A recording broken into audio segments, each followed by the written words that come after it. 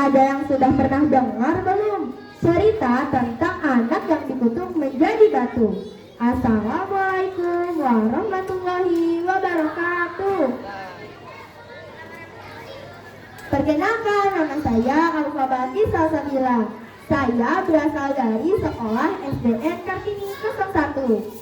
Pada hari ini saya akan membawakan dongeng yang berjudul Maling Tunggal.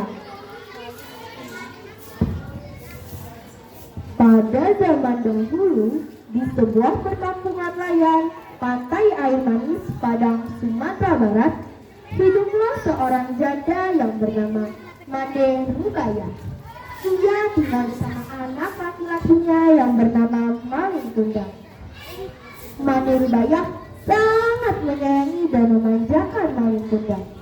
Maling adalah anak yang rajin dan penurut. Made Rubaya sudah tua, ia hanya mampu berjualan sebagai penjual kue. Pada suatu hari, Maling Tunggal jatuh sakit. Sakit yang amat keras, sampai-sampai nyawanya hampir saja melayang. Namun dapat diselamatkan berkat kerja keras ibunya.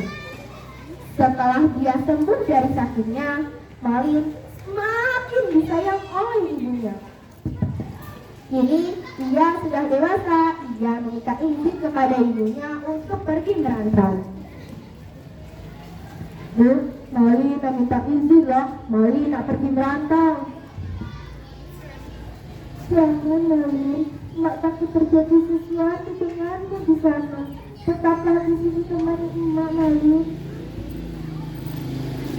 Tak lama takkan terjadi sesuatu denganmu di sana. Belum tentu setahun ke depan ada kapal besar yang berlayar di pantai kita. Mali nak berubah nasib lah mak.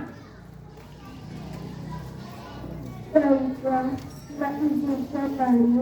Cepatlah kembali, akan selalu menunggumu. Meski dengan berat hati, Made Rubaya mengizinkan anaknya pergi. Maling Tunggal dibekali dengan nasi berbungkus daun pisang sebanyak 7 bungkus. Ini untuk bekal di perjalanan, nak, katanya sambil menyerahkan kepada Maling. Setelah itu, Maling pun berangkat ke tanah rantau meninggalkan ibunya. Hari demi hari terus berlalu. Hari yang terasa hangat bagi Made Rubaya. Setiap pagi dan sore, dia selalu memandang ke langit. Sudah sampai di manakah kamu berlayar, nak? Kapan kamu pulang? Mak akan selalu menunggumu. Beberapa waktu kemudian, jika ada kapal yang menepi di pantai itu, Made Rubaya selalu menanyakan kabar tentang Maling. Apakah kalian lihat anakku, Maling? Apakah dia baik-baik saja? Kapan ia pulang? Tanyanya.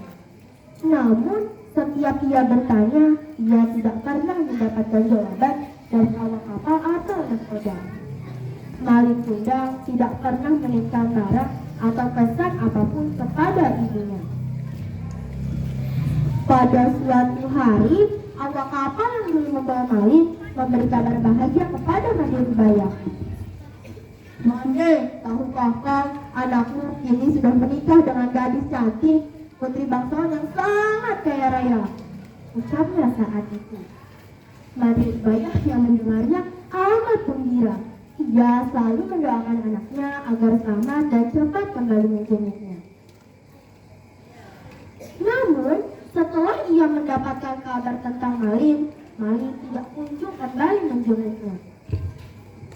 Benar saja, pada suatu hari terlihat dari kejauhan ada kapal besar yang sedang melayar menuju ke pantai. Orang-orang yang melihatnya mengira bahwa itu adalah kapal milik seorang sultan. Setelah kapal itu merapat, orang-orang pun menyambutnya dengan gembira. Terlihat di anjungan ada sepasang pemuda yang sedang berdiri. Orang-orang pun berdesak-desakan mendekati kapal itu. Begitupun dengan Made Rubaya. Belum sempat para sesepuh kampung menyambut, Made Rubaya sudah naik ke atas kapal. Malin, apa benar ini kau, nak? Mengapa kau begitu lama tidak memberi pesan kepadaku? Malin pun terkejut dipeluk dengan wanita renta yang berpakaian compang sapi. Ia tidak percaya bahwa itu adalah ibunya. Belum sempat ia berpikir dan berbicara, istrinya yang cantik meludah dan berkata, "Cih, apakah wanita jelek ini ibumu? Mengapa kau berbohong kepadaku? Kau mengatakan bahwa ibumu ada seorang bangsawan yang sederajat denganku." Malin pun yang mendengar kata-kata ibunya menolong ibunya hingga terjatuh ke pasir. "Wanita gila, aku bukan anakmu."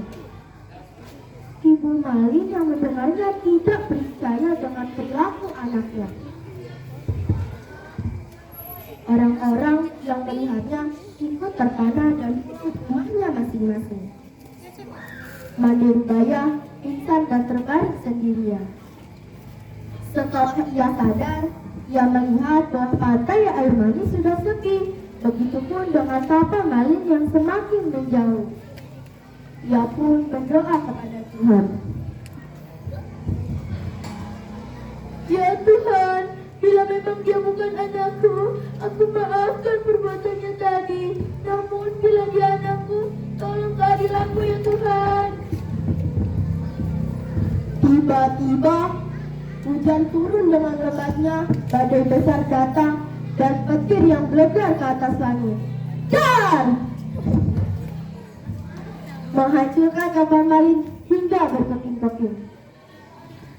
Esok harinya, saat matahari pagi muncul di ufuk timur, terlihatlah di kaki bukit ada kepingan kapal yang sudah berubah menjadi batu. Itulah kapal Malin Kundang. Terlihat juga ada batu yang menyerupai tubuh manusia.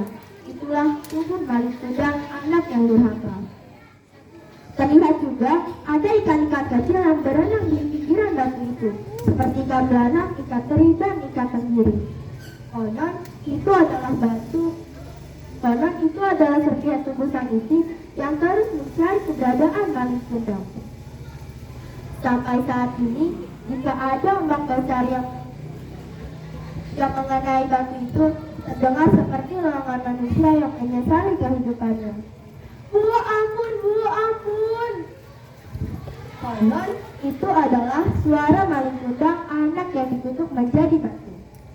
Demikianlah cerita tentang Malin Kundang. Wassalamualaikum warahmatullahi wabarakatuh. Tepuk tangan dong.